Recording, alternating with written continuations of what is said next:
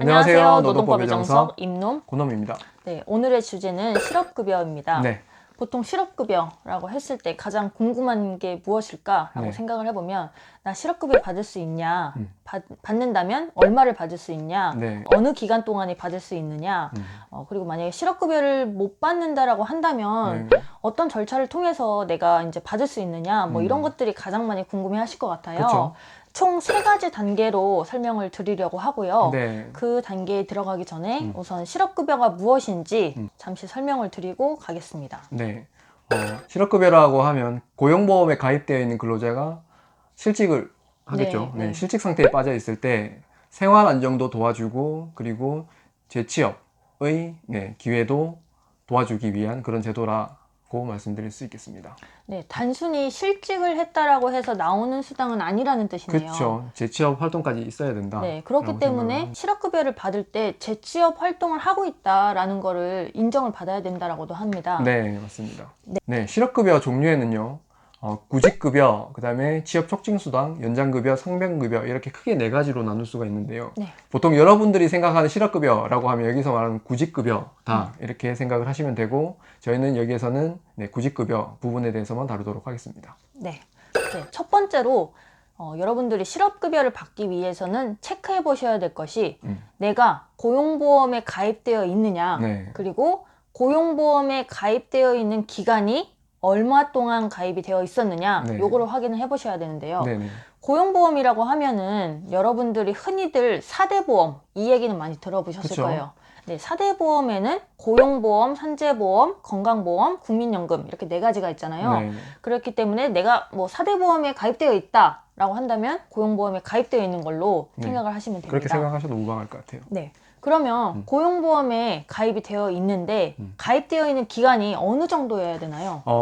실업급여에서 말하는 그 가입기간이라는 부분은요. 피보험 단위기간이라는 용어를 쓰고 있습니다. 네. 그게 무슨 말이냐면 이직한 시점을 기준으로 해서 소급해서 18개월 요 기간 동안에 그 기간 안에서 180일의 피보험 단위기간을 채워야 된다. 네, 이렇게 나와 있는데요. 그 피보험 단위기간이라는 거는 유급 처리되는 일수라고 생각을 하시면 돼요. 그 4대 보험을 보통 내가 기업에 입사를 했을 때 네. 가입을 이제 하게 되잖아요. 그쵸. 그 일자를 기준으로. 네네. 하지만 이 피보험 단위 기간이라는 거는 기준이 입사일부터 퇴사일 이 기준이 아니라는 말씀이시죠? 네, 맞습니다. 이 입사일부터 퇴사일 기간 동안에 고용보험을 가입되어 있는 기간이 얼마냐 이게 아니라 그게 아니고 그 기간 중에 유급 처리되는 일수가 며칠이냐 네, 그게 이게 피보험. 기준이라는 맞습니다. 거죠. 네. 근데 유급 처리되는 것의 기준은 만약에 주 5일 근로자라고 한다면 뭐 월화수목금 이렇게 그쵸. 있겠고 보통 일주일에 하루 주휴일을 주는데 일요일 날 이렇게 주잖아요. 그쵸. 그러면은 일주일 7일 중에 총 6일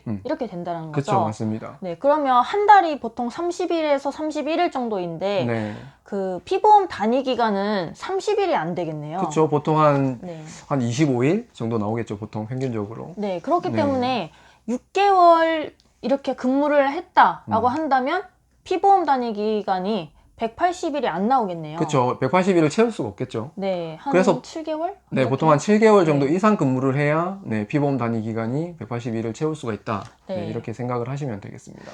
내가 이 고용보험에 가입되어 있는지 그리고 피보험 단위 기간이 며칠인지 이거 숫자를 확인을 해보고 싶다면 네. 뭐 고용센터에 전화를 해보셔도 확인이 가능하고요. 네. 아니면 고용보험 홈페이지에 공인증서로 이렇게 로그인하시면 다 확인이 가능하니까 네. 그렇게 확인을 해보시면 됩니다. 네. 네, 그리고 이 첫 번째 단계에서 좀 네. 문제가 되는 경우가 있는데요. 네네. 예를 들면 우리 회사에서는 4대 보험 가입을 안 해줬다라든지 아니면 나는 수습을 마치고 나서 정식 사원이 됐는데 수습 기간 동안에는 4대 보험이 가입 안 해주는 거예요. 그러다가 정식 사원이 됐을 때 4대 보험 가입을 하는 경우 이럴 경우에 조금 모자라서 피보험 단위 기간이 조금 모자라서 이제 이 요건에 해당하지 안 되는 경우가 있잖아요. 네네, 맞습니다. 그래서 이럴 경우에는 어떻게 해결을 해야 되나?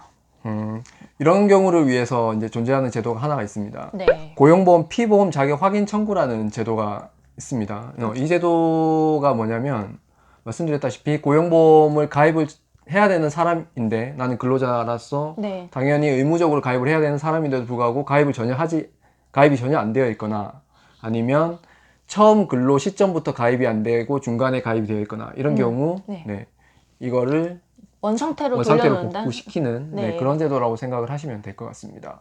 그래서 이 나의 근로한 내용을 증명을 할 수 있는 자료라면 네. 뭐든지 네, 증빙 자료로 첨부가 가능하고요. 네. 네, 뭐 예를 들어 보면 근로계약서, 뭐 그리고 급여 통장 사본, 그리고 소득급여 증명원, 급여 명세서, 뭐 이런 것들이 있겠죠. 네, 이런 걸 첨부를 해서 근로복지공단에 고용보험 피보험 자격 확인 청구를 하시면 네, 가능하다라고 생각을 하시면 되겠습니다. 고용보험에 가입되어 있고 피보험 단위 기간이 180일 이상인 것을 확인하신 분들은 네. 두 번째로 확인을 해보셔야 되는 것이 네.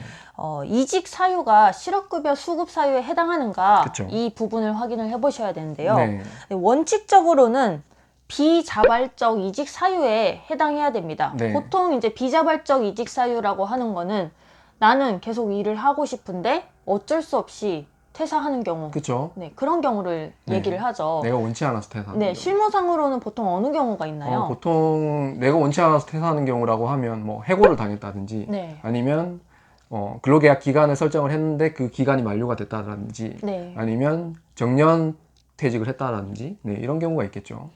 그런 경우에는 이제 실업급여 수급 사유에 해당이 된다라는 네. 거죠. 네, 맞습니다. 하지만 이 사유에 있어서도 네. 수급 사유에 해당되지 않는 그쵸. 경우도 몇 가지가 네, 있잖아요. 맞습니다. 네.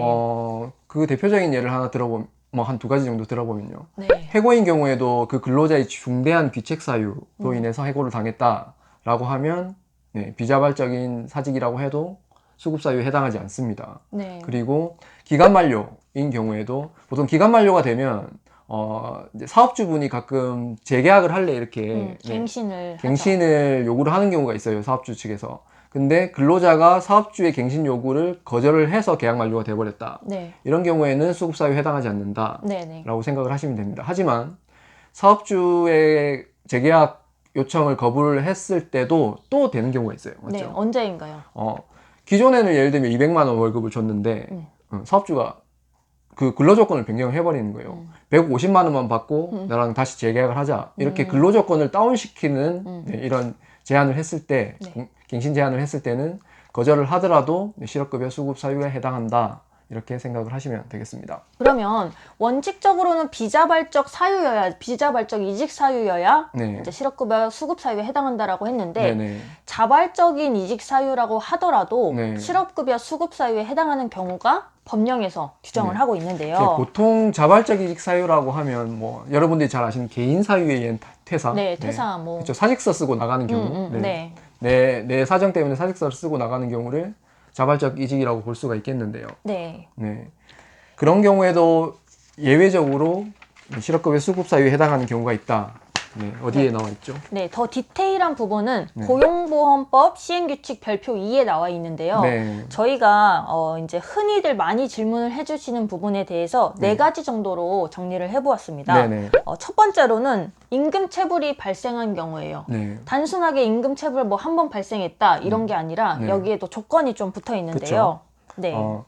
그 이직 전 1년 이내에 2개월 이상의 임금 체불이 일어나야 된다. 네, 이렇게 명시를 하고 있고요. 그 2개월이 연속될 필요는 없습니다. 그러니까 네. 뭐 1월 급여가 체불이 한번 되었고 그다음에 뭐 5월 달 급여가 체불이 되었다. 네. 이렇게 해도 띄엄띄엄 이렇게 있어도 가능하고요. 네, 그다음에 그 체불된 임금을 후에 다 지급을 받더라도 그 체불 사실이 있다는 것만 증명이 가능하면 받을 수 있다. 이렇게 생각을 하시면 될 것 같습니다. 네, 그럼 임금체불의 경우에 중요한 것은 퇴사한 날을 기준으로 네. 소급해서 그 1년의 기간 동안에 그쵸. 그다음에 임금체불된 사실이 2번 이상 있어야 된다는 그쵸, 거네요. 맞습니다. 네, 두 번째 사유로는요. 네, 개인 질병으로 인해서 퇴사를 하는 경우에 해당하는데요. 그쵸. 이 개인 질병으로 인해서 퇴사를 하고 나서 네. 후에 실업급여 신청을 하기까지 1년의 그런 필요한 절차들이 있는데요. 네. 그 부분에 대해서 설명을 네, 해드리겠습니다. 이 개인 질병으로 인한 퇴사인 경우는 크게만 말씀드리면 일단 질병이 있어야 되고 이 질병으로 인해서 근무가 불가능해서 네. 네,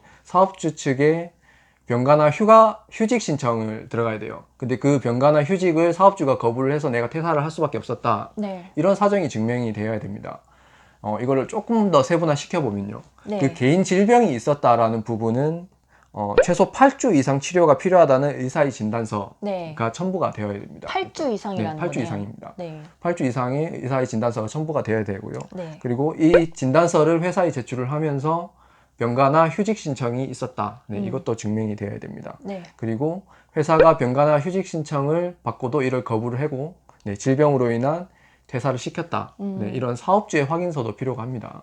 처음에 저희가 말씀드렸다시피 이 실업급여라는 거는 단순한 실업 상태에서 신청을 할 수가 있는 게 아니고 구직 활동까지 이루어져야지 신청을 할 수가 있는 겁니다. 네. 그렇다 보니까 이 질병이 완치가 되고 나는 구직 활동을 할 수가 있다라는 부분에 대한 의사의 완치 소견서까지 있어야 된다라고 생각을 하시면 될 것 같습니다. 그러면 질병 치료 기간 중에는 실업급여를 받을 수 없다라는 말이 그렇죠. 되겠네요. 네, 맞습니다. 완치 소견서까지 있어야 되니까요. 네. 세 번째 사유로는요. 이 통근 시간이 3시간 이상으로 이렇게 너무 길어져서 출퇴근이 어려운 경우에 네. 퇴사를 했을 때인데요. 네, 갑자기 3시간 이상의 거리 출퇴근 시간이 늘어났다.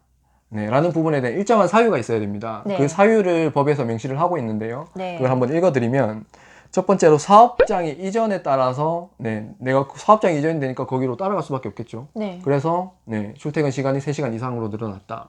이런 사정이 인정이 되거나 네네. 아니면 두 번째로는 지역을 달리하는 사업장으로 지역을 달리해야 됩니다. 사업장으로 정근 발령이 나서 정근이 되어버려서 출퇴근 시간이 3시간 이상으로 늘어났다. 네. 이런 사정이 있어야 되거나 아니면 배우자나 부양하여야 할 친족과의 동거를 위해서 고소 이전을 하는 거죠. 네. 이거는 회사가 옮기는 게 아니라 내가 그렇죠. 옮기는 내 거죠. 사정에 의해서 옮기는 네. 건데 이런 사정을 증명을 해서 신청을 하면 실업급여 수급 사유로 인정이 될 수가 있다라고 생각을 하시면 될 것 같습니다. 네. 네 번째로는 네. 아마 이게 제일 많이 네. 여쭤보시는 것 그렇죠. 같은데요. 굉장히 빈번한. 네. 권고사직입니다.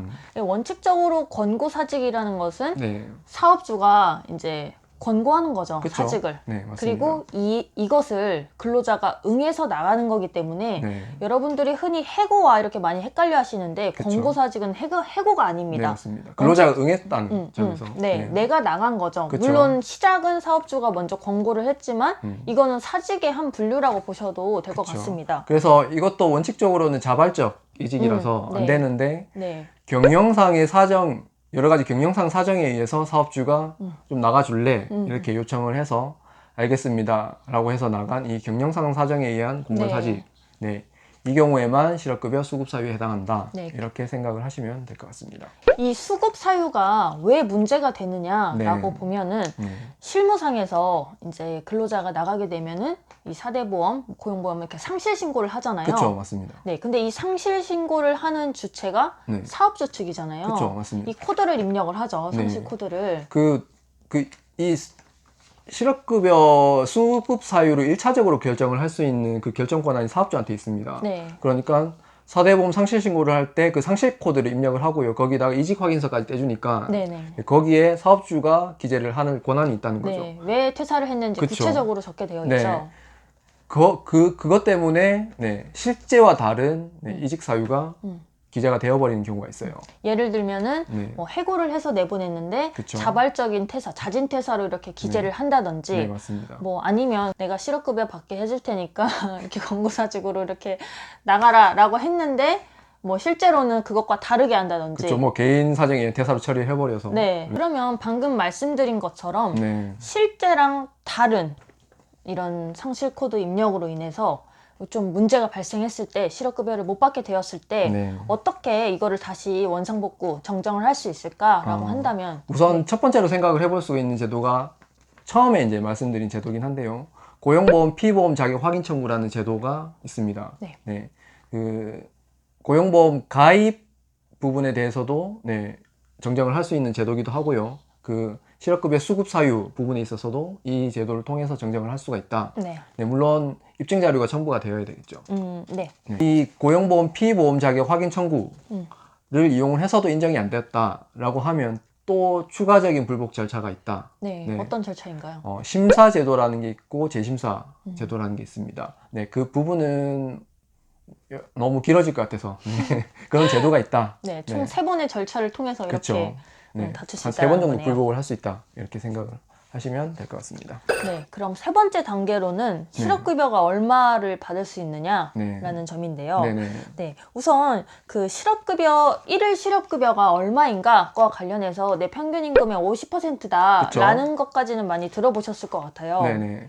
이 평균임금이라는 개념을 설명을 드리면 이렇게 설명을 드릴 수 있겠습니다. 네. 산정사유 발생한 날 이전 3개월 동안에 받은 총 임금을 그 3개월 동안의 총 일수로 나눈 네. 임금이 평균임금이다. 이렇게 말씀드릴 수가 있겠는데 네. 이렇게 말씀드리면 어렵죠. 어렵죠. 네. 예를 하나 들어볼게요. 한 달에 300만 원 월급 근로자인 네, 평균임금 고정 그쵸? 300, 네. 300 이렇게 그쵸. 받는 사람이. 그 사람의 평균임금이 얼마냐라고 하면 세 달이니까 네네. 300, 300 하면 900만 원이 나오겠죠. 네. 근데 한 달이 매달 다르니까 네. 이것도 이제 30일로 그냥 박아버릴게요. 네네. 네, 30일, 간편하게 90일 하기 위해서? 편하게 하기 위해서. 네네. 그래서 30일 곱하기 3을 하면 990일이 나오죠. 네. 그러니까 900만 원을 90일로 나누면 하루 평균임금이 10만 원이다. 네. 그러면 실업급여 일일 액수는 5만 원, 50%니까. 그거의 50%니까 그쵸. 5만 원이 5만 나온다. 원이다. 네, 이게 원칙입니다. 그러니까 평균임금의 50%가 네. 실업급여 액수, 일일 실업급여 액수 원칙인데, 네. 근데 상한액과 하한액이 정해져 있어요. 그렇죠. 만약에 그러면은 그 계산대로 그냥 150만 원을 도입을 했을 때는 음. 1일에 25,000원밖에 안 그쵸. 되는 거잖아요. 맞습니다. 너무 적잖아요. 네, 너무 적죠. 네, 그렇기 때문에 네. 이 상한액과 하한액이 정해져 있어요. 네네. 네, 상한액은 2010 2019년 기준으로 말씀을 드리면 네. 상한액은 66,000원입니다. 네네. 네, 그리고 하한액은 최저시급의 90% 곱하기 8, 뭐 이렇게 기준이 수식이 따로 정해져 있어요. 있는데 네, 맞습니다. 올해 2019년 기준으로는 6만 120원입니다. 네. 그럼 아까 전에 300만 원 기준으로 했을 때 1일 5만 원이 나온다라고 했잖아요. 그렇죠. 최저 네. 하한액보다 낮죠. 네, 그러면 하한액이 그 금액이 된다. 네, 그렇죠. 6만 120원. 그러니까 그쵸. 보통 300만 원 이상으로 받는 사람이 잘 없지 않나요? 그렇죠. 거의 찾아보기가 힘들죠. 네, 그럼 거의 뭐 하한액이 그쵸. 적용된다라고 하한액이 보셔도 적용된다라고 되겠네요. 보셔도 무방할 것 같아요. 네, 그러면 이 1일 실업급여 액수는 정해졌는데요. 네네. 총 얼마를 받을 수 있느냐, 총 그쵸. 며칠분의 실업급여 액수를 받을 수 있느냐, 네. 최소 90일에서 최대 240일까지 받을 수가 네, 있는데요. 맞습니다. 네, 이 기준은 퇴사 당시의 만 나이랑 고용보험 가입 기간에 그쵸. 따라서 이렇게 정해집니다. 네, 정해진다. 네, 저희가 이렇게 표를 하나 네. 여기다가 올려드릴게요. 네. 그러면은 가로축에는 나이가 있겠고 그쵸. 세로축에는 그 뭐죠? 고용보험 가입 기간 이렇게 맞나? 가로축 세로축? 헷갈리는데? 네. 그 하여튼 해서 뭐 90일부터 240일까지 그쵸. 있거든요. 네. 그래서 이렇게 표를 보시면 될것 가로로 같아요. 세로로 이렇게 했을 때 며칠에 해당하는지 네. 네, 그러면은 그 기간 곱하기 아까 전에 상한액, 하한액 있었잖아요. 그쵸. 근데 뭐 급여가 크지 않는 이상 웬만하면 하한액이다. 네. 그렇게 곱하면은 총 받는 액수가 나오겠네요. 네. 네. 만약에 이 계산을 하기가 너무 귀찮다라고 하시면 고용보험 홈페이지에 실업급여 모의 계산기가 있습니다. 네, 맞습니다. 네, 거기에다가 뭐 내 생년월일, 그다음에 고용보험 가입 기간, 뭐 이런 거 이렇게 입력하시면 네, 입력만 하면 바로 나오거든요. 네, 그거를 간편하게 이용하시면 될 것 같습니다. 네. 여기서 또 주의를 하나 하셔야 될 점을 말씀을 드리겠습니다. 네. 이 실업급여라는 것이 퇴사를 하고 나서 그걸 기점으로 1년의 기간 동안만 인정이 되잖아요. 네, 맞습니다. 이 수급일수라는 게 있어요. 네네. 그러니까 퇴사 이후부터 12개월 동안만 수급을 할 수가 있다. 네. 이렇게 말씀을 드릴 수 있겠습니다. 그래서 무조건 실업급여는 실업이 발생을 하면 바로 신청하시는 게 좋아요. 극단적으로 어떤 예가 있냐면 실업급여가 아까 말씀드렸다시피 소정급여 일수가 최대 240일. 네. 240일이면 보통 8개월이죠. 네, 8개월 받을 수 있죠. 네. 아까 말씀드렸다시피 8개월 동안 받아야 되는데 퇴사 이후에 12개월 안에 모두 지급을 받아야 되니까 네. 이런 경우가 있어요. 퇴사하고 나서 6개월 이후에 실업급여 신청하는 경우가 있더라고요. 네네. 그러면 남은 6개월 기간, 이 기간 동안에 받을 수만 있다는 거죠. 그러니까 그럼 2개월이 날아가는 거네요. 그렇죠. 240일을 다 못 받는다. 그래서 무조건 실업급여는 실업이 상태가 발생을 하면 빨리 신청을 하셔라. 그게 네. 최상이다. 네. 이렇게 말씀드릴 수 있겠습니다. 네, 이상으로 실업급여에 대한 영상이었습니다. 네. 오늘도 유익한 영상이 되셨기를 바랍니다. 네. 감사합니다.